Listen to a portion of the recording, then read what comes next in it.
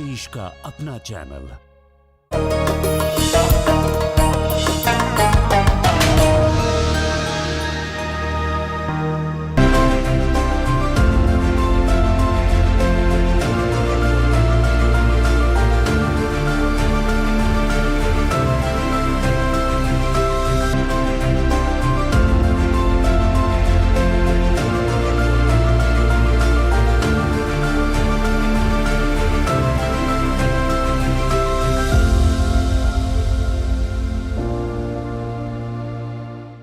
नाज़रीन आदाब, मैं हूं आपका मेज़बान नौमान कैसर और आप देख रहे हैं डीडी उर्दू की फ़खरिया पेशकश किताब कायनात। नाज़रीन, आप जानते हैं कि हम अपने प्रोग्राम में प्रोग्राम के पहले सेगमेंट में किसी उर्दू किताब पर हम बात करते हैं। आज हम जिस उर्दू किताब पर बात करने जा रहे हैं उसका नाम है शहीद भगत सिंह। शहीद भगत सिंह की शख्सियत तारीख़ में हिंदुस्तान की तहरीक आज़ादी में मोहताज तारुफ़ नहीं है। वो एक रोशन सितारे की तरह से हैं और इस किताब पर बात करने के लिए हमारे साथ मौजूद हैं उर्दू दुनिया की मशहूर शख्सियत खुर्शीद हयात साहब। खुर्शीद हयात साहब की शख्सियत उर्दू अदब में मोहताज तारुफ़ नहीं है। बतौर फ़िक्शन निगार, फ़िक्शन राइटर, कहानीकार और अफसाना निगार उनकी शख्सियत मोहतरम है और मारूफ भी। खुर्शीद हयात साहब, आपका हमारे प्रोग्राम में इस्तकबाल है, खैर मकदम है। बहुत बहुत शुक्रिया। जी खुर्शीद हयात साहब, अब हम अपनी गुफ्तगू की शुरुआत यहाँ से करेंगे कि जो किताब जिस पर हम अभी गुफ्तगू करने जा रहे हैं शहीद भगत सिंह, तो उन पर गुफ्तगू करने से कब्ल जो साहिब किताब हैं चमन लाल साहब, उनका तारुफ हमारे नाज़रीन साहब करा दीजिए। देखिए, प्रोफेसर चमन लाल साहब की किताबें तो बहुत हैं। इतनी किताबें हैं कि उनको गिनने के लिए मेरी हथेली की उंगलियां कम पड़ जाएंगी। और वो जवाहरलाल नेहरू यूनिवर्सिटी में प्रोफेसर रहे, हिंदी तराजिम के शोबे से जुड़े रहे और काफ़ी किताबें उनकी आई हैं। लेकिन ख़ास तौर से शहीद भगत सिंह दस्तावेज़ों के आईने में ये किताब पहले हिंदी में आई थी, फिर उर्दू ज़बान में थोड़ी तदवीन के बाद, इसीलिए इसके सरवक्त पर तदवीन लिखा हुआ है।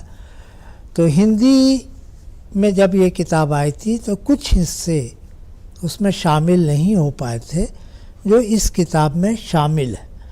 प्रोफेसर चमन लाल वाकई मुबारकबाद के मुस्तहक़ हैं कि जंग आज़ादी के वो चेहरे, वो मोतबर चेहरे शहीद भगत सिंह पर इतना सारा मवाद यकजा कर दिया है जो काबिल तारीफ़ है। एक्चुअल में एक बात और कहना चाहूँगा कि तहक़ीक़ या शोध ये हुरूफ या अक्षर के छान पटक का नाम है, जो छलनी में छाना जाता है। तो उर्दू में ये जो किताब आई है तो प्रोफेसर चमन लाल को तहक़ीक़ का मैं सिंदबाद भी कहना चाहूँ। खुर्शीद हयात साहब, आप शहीद भगत सिंह का तारुफ हमारे नाज़रीन से कराइए। शहीद भगत सिंह एक ऐसे जुनून को साथ लेकर चलने वाले शहीद का नाम है जिसका कलम जब इश्क लिखना चाहता था तो उनका कलम खुद ब खुद वो इनकलाब लिख जाता था। अब देखिए कितना प्यारा जुमला है। ये जुमला शहीद भगत सिंह का मैं बोल रहा हूँ कि इश्क लिखना चाहता है, कलम और इनकलाब लिखा जाता है। इश्क किससे? अपने वतन की मिट्टी से। इनकलाब किसके लिए? अपने वतन की मिट्टी के लिए। ये जुनून जिसके अंदर होगा तो इश्क को एक नया मेराज मिल जाता है। अपने वतन की मिट्टी से इश्क करने के लिए सबको कहा गया है, बल्कि यूँ कहूँ कि इंसान को कहा गया है कि अपने वतन से मोहब्बत करो। शहीद भगत सिंह ने बहुत कम उम्र पाई, उनको फांसी मिल गई और तकरीबन 23-24 भी नहीं हुआ था उम्र में उनको फांसी दे दी गई। तो वो फांसी के पहले और यहाँ तक के जेल, मुख्तलिफ़ जेलों में जो रहे, उस दौरान उन्होंने जो ख़त लिखे वो ख़त उर्दू में भी थे। उर्दू ज़बान और दीगर ज़बानों से भी मोहब्बत को देखकर हैरानी होती है कि उस ज़माने के लोग कितनी ज़बानें जानते थे, उससे मोहब्बत करते थे। ये जब मोहब्बत की बात आई तो चमन लाल साहब की किताब का ये सरवर्क देखें और सरवर्क के पीछे उर्दू में लिखे उनके ख़त का अक्स देखें।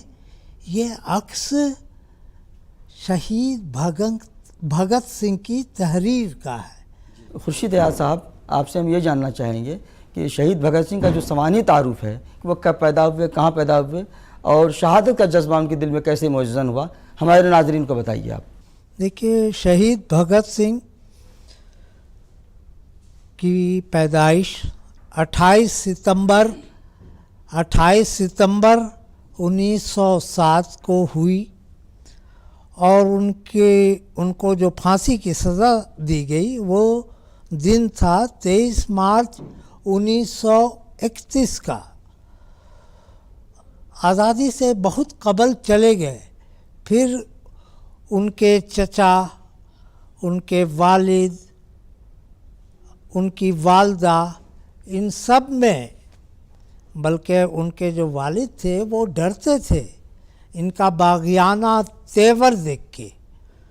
बहुत कम उम्री से, उस उम्र में ये जज्बा हो अपने वतन के लिए, ये देखने को नहीं मिलता है। लेकिन सिर्फ 23 साल की उम्र में वफ़ात वजह फांसी बन गई और 1988 का वो ज़माना जब लाहौर रेलवे स्टेशन पर एक बागियाना जुनून देखने को मिला था, जिसमें लाला लाजपत राय भी ज़ख्मी हुए थे। ये सब जज्बा देख के घर वालों ने, उनके वालिदैन ने ये सोचा, उनके चचा ने भी सोचा कि क्यों ना भगत सिंह की शादी करा दी जाए। भगत सिंह को ये जज्बा उभारने के लिए भगत सिंह के अंदर ये जज्बा उभारने के लिए घर के लोगों ने बहुत कोशिश की, लेकिन सच तो ये है कि उन्हें इश्क सिर्फ इस माटी से था। तो उनकी ज़िंदगी अगर हम देखें तो नौजवानों के लिए भी एक तहरीक का सबब है कि उनकी ज़िंदगी से नई नस्लों को, नए लोगों को क्या सबक मिलता है, इस पर ज़रा रोशनी डालिए आप। मैं उन्हीं के जुमले को, भगत सिंह के जुमले को एक्सपोज तो नहीं कहूँगा, एक्सप्लोर कर रहा हूँ, क्योंकि चमन लाल जी ने भी एक्सप्लोर किया है, खंगाला है, उनकी ज़िंदगी को एक्सपोज नहीं किया है। तो शहीद भगत सिंह कहते हैं कि हर शबनम वार दूं या शबनम के कतरे को तुम पर निछावर कर दूं, ऐ वतन तेरे लिए। तो वतन से जो मोहब्बत शहीद भगत सिंह को थी इतनी कम उम्र में, और आपने सही फरमाया कि ये उम्र इस जुनून की तो नहीं होती है, इस जुनून की ज़रूरत आज की नस्ल को भी है, जो अपने वतन से इसी तरह मोहब्बत करे। एक नए राग, रंग और रस की शुरुआत इस अहम मुकालमा से जो हो रही है, इस अहम किताब से, तो एक नए राग रस की शुरुआत हम अपने वतन में करें। ये किताब बहुत ज़ख़ीम है और इसमें शहीद भगत सिंह की ज़िंदगी के बहुत से गोशे इसमें पेश किए गए हैं। तो और बताइए कि उनकी शख्सियत के और कितने रूप को, रंग को इस किताब में पेश करने की कोशिश की है चमन लाल जी ने। देखिए, इसके कई बाब हैं, कई चैप्टर हैं। जैसे चांद का एक फांसी नंबर निकला था, जो इसके पहले वाले हिंदी एडिशन में शायद नहीं था। तो चांद के फांसी नंबर के वो इक़्तिबास जो उसमें शामिल नहीं हो पाए थे, इसमें शामिल कर लिए गए। फिर अदालतों में जो इन्होंने बयानात दिए थे, उन बयानात को इन्होंने यहाँ इस किताब में एक नई ज़बान दी है। नई ज़बान इसलिए बोल रहा हूँ कि आज के डिजिटल मुआशरा में जो नई नस्ल परवान चढ़ रही है, वो उन लफ्ज़ों में एक नई मानवियत तलाश करे। और इसमें सियासी खतूत भी हैं, जेल से लिखे गए उनके बोलते हुए लफ्ज़ खतूत की शक्ल में मौजूद हैं। फिर स्कूल से लिखे गए खतूत भी मौजूद हैं। इनकलाबी ज़िंदगी के, बल्कि जो उनके ज़ाती तजुर्बे थे, उस पर भी कई खतूत शामिल हैं। उनमें कई खतूत जो हैं वो उर्दू में है। देखिए, उर्दू ज़बान से मोहब्बत करने वाले ऐसे चेहरे उस ज़माने में, यानी कि ये हम कह सकते हैं कि ये खतूत उस ज़माने की जंग आज़ादी की जद्दोजहद को समझने के लिए, उस अहद के सियासी माहौल को समझने के लिए ये खतूत बड़े अहम हैं, बड़े कारआमद हैं।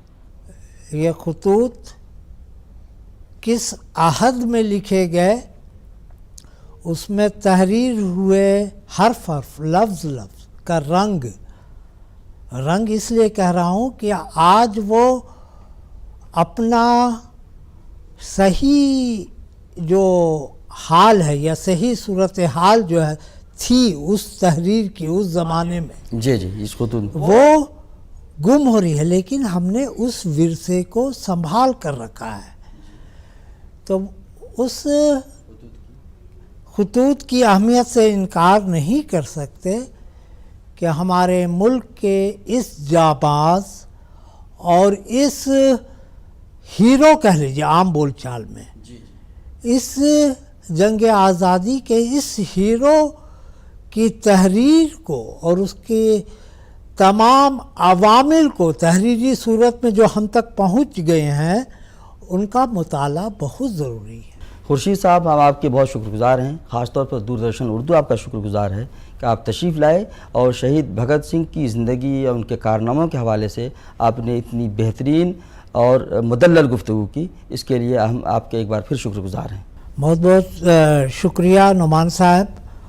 किताब कायनात के इस एपिसोड के लिए जाहिर सी बात है जो लोग ज़रिया बन रहे हैं उनको मुबारकबाद देता हूँ, क्योंकि किताब है तो ये ज़िंदगी है और ज़िंदगी है तो ये कायनात है।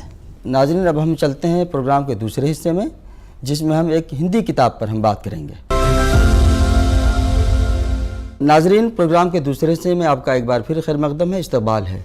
आप जानते हैं कि इस हिस्से में हम हिंदी किताब पर बात करते हैं और आज हम जिस हिंदी किताब पर बात करेंगे उसका नाम है किशोर.com। इस किताब पर बात करने के लिए हमारे साथ प्रोग्राम में मौजूद हैं सूर्यनाथ सिंह।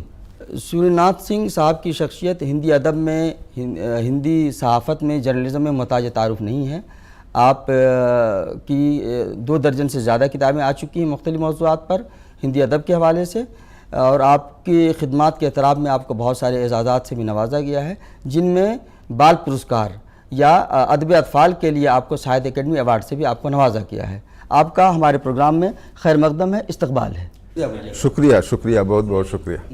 अपनी बात की हम शुरुआत यहाँ से करेंगे कि किताब का जो नाम है किशोर.com, तो आप हमारे नाज़रीन से बताइए कि इसका मौजू क्या है और इस किताब की अहमियत क्या है।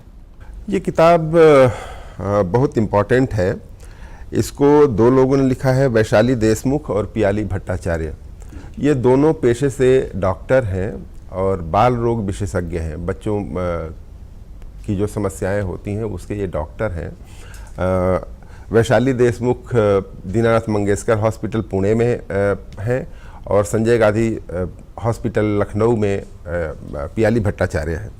इन दोनों ने मिलकर किताब लिखी है और इस किताब में 10 से 19 साल की उम्र के जो बच्चे होते हैं उनमें किस किस तरह के चेंजेज होते हैं, उनकी क्या प्रॉब्लम होती है जिस्मानी तौर पर, उनके मेंटल लेवल पर, मतलब उनके मन में किस तरह की भावनाएं आती हैं, किस तरह के विचार आते हैं, किस तरह की उधेड़-बुन होती है, उन तमाम सवालों को लेते हुए और बड़े अच्छे ढंग से इस किताब में सारी उनकी बातों को उठाया गया है। आपसे हम ये भी जानना चाहेंगे कि इस तरह की किताब की हमारे समाज में, हमारे माशरे में कितनी ज़रूरत है? इस तरह की किताबें क्यों लिखी जानी चाहिए? ये बहुत ज़रूरी है। ये बहुत समय से हमारे यहाँ इसकी कमी महसूस की जा रही थी।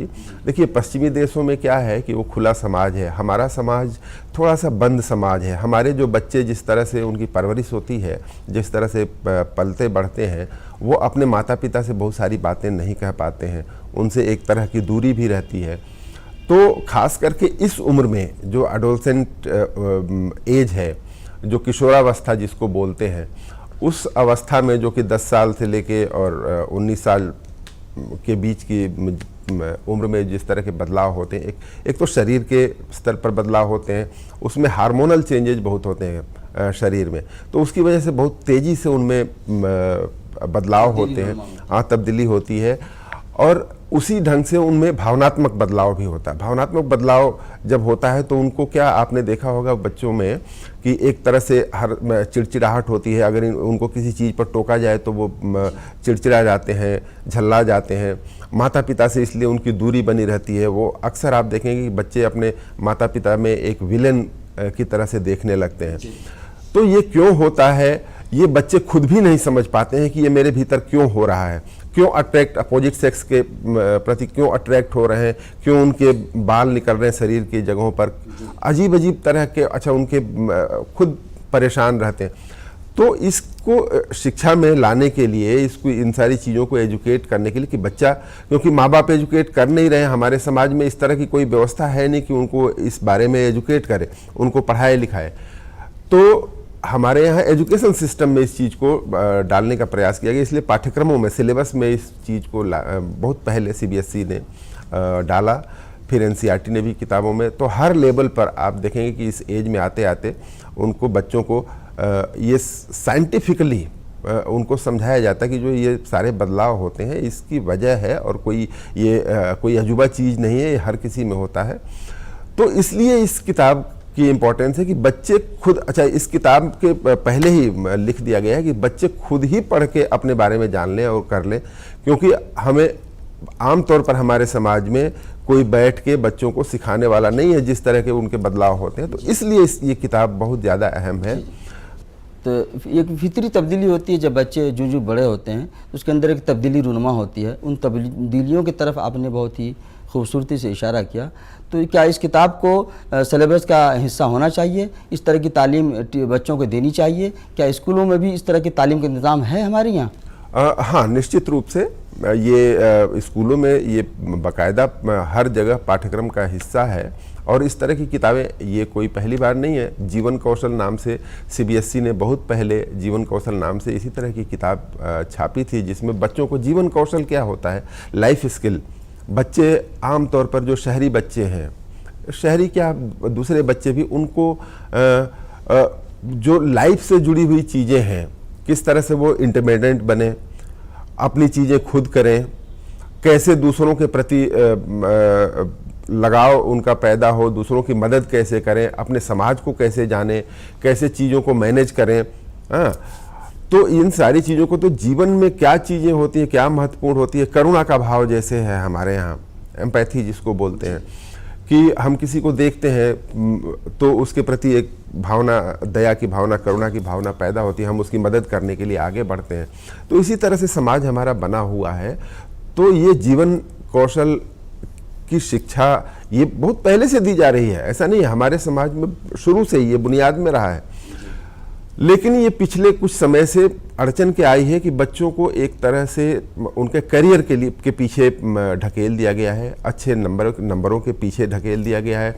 चाहे वो स्कूल हो चाहे घर हो, पेरेंट्स हैं चाहे स्कूल के टीचर हैं, सब लोग मिलके बच्चे को एक तरह से एक रेस में शामिल कर दिया है कि तुम्हें पढ़ के अच्छी नौकरी हासिल करनी है और अच्छा ओहदा हासिल करना है, खूब पैसे कमाने हैं, खूब बड़ी गाड़ी लेनी है, बड़ा घर लेना। तो ये सपना, और ये वही एज होती है जो छठी क्लास में बच्चा जब जाता है तभी से उसको एक तरह की ये सारी चीज़ें भरी जाने लगती हैं।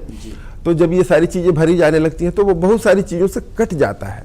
वो खुद अपने बारे में कि वो है क्या और किस चीज़ के लिए बना है, वो उसको जानने का, खुद को जानने का मौका मिल ही नहीं पाता है। तो ये जीवन कौशल हुआ, और इसमें बहुत सारी चीज़ें हैं। इसमें जीवन कौशल भी है, अपनी ग्रूमिंग खुद कैसे करनी है, अपने दोस्तों के साथ कैसे बिहेव करना है, कैसे रहना है, मेल जोल करना है, समाज को कैसे बनाना है। तो इसलिए ये पाठ्यक्रम में तो चीज़ें हैं, और ये किताब उन तमाम चीज़ों को लेके, सारी चीज़ों को लेके और की गई है।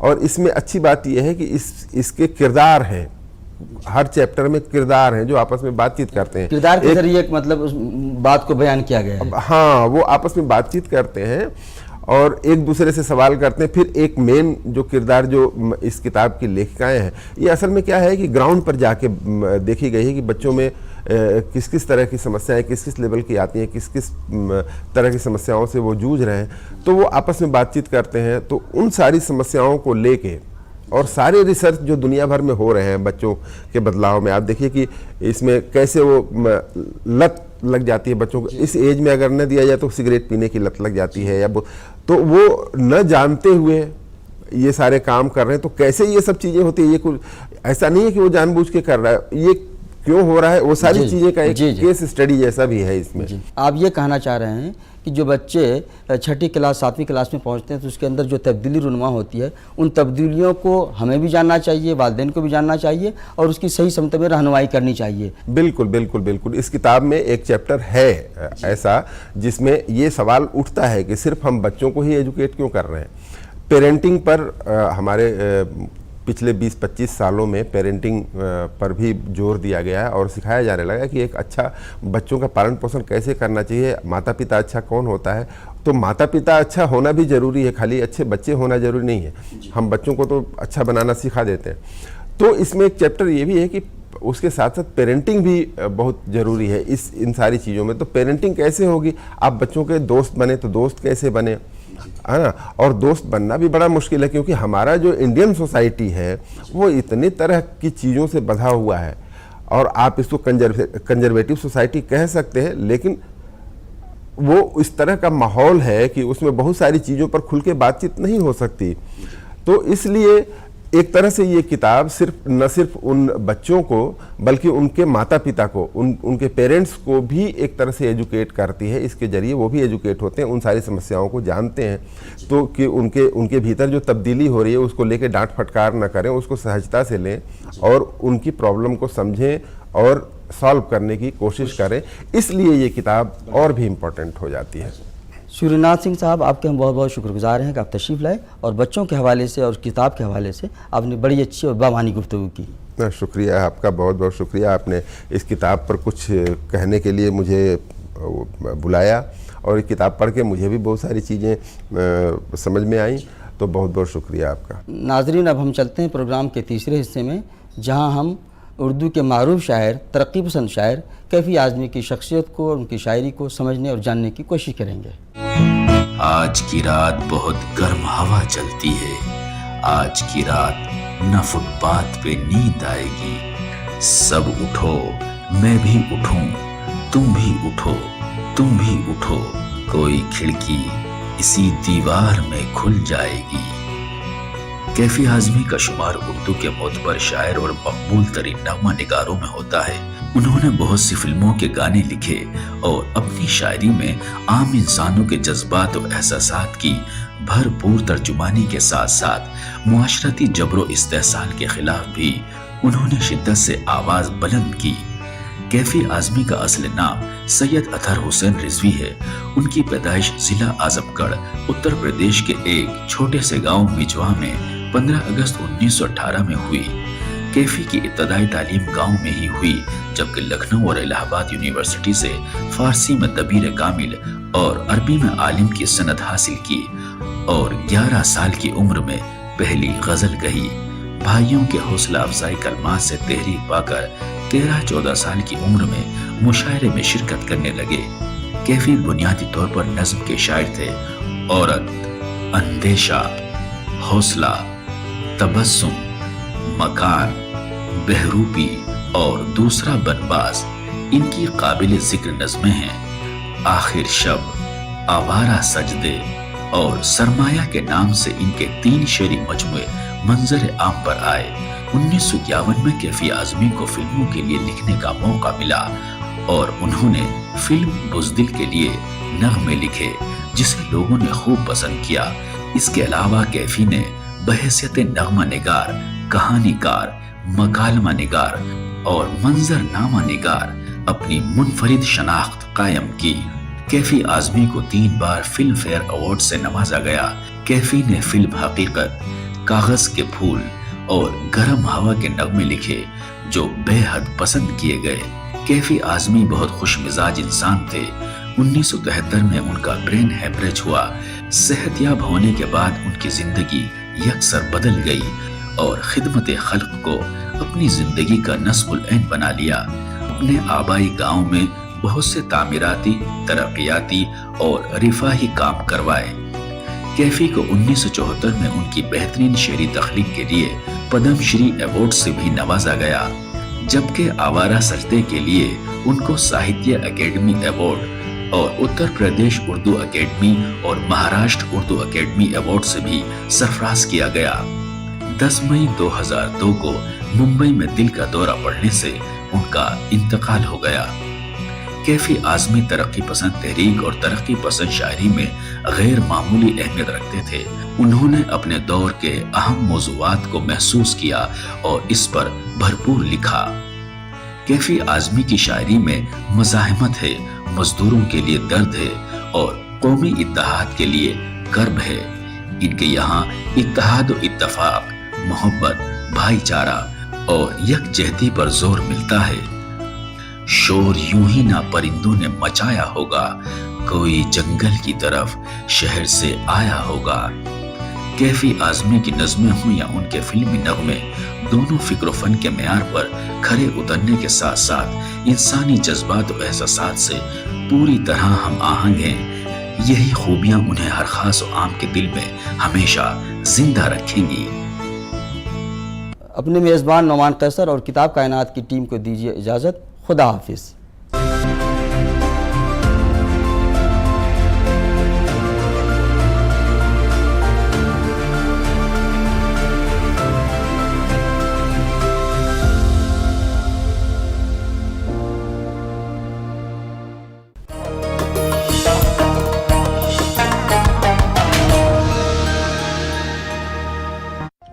मन की बात है, जन जन की बात।